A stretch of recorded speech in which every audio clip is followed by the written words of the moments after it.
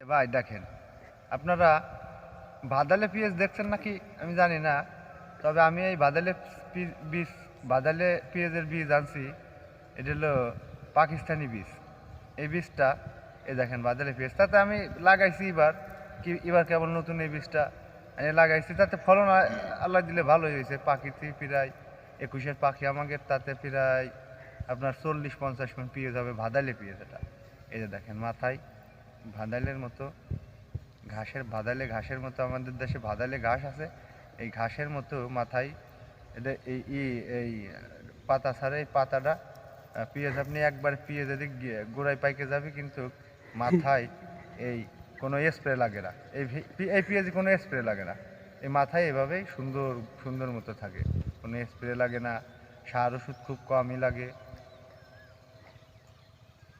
এই যে দেখেন।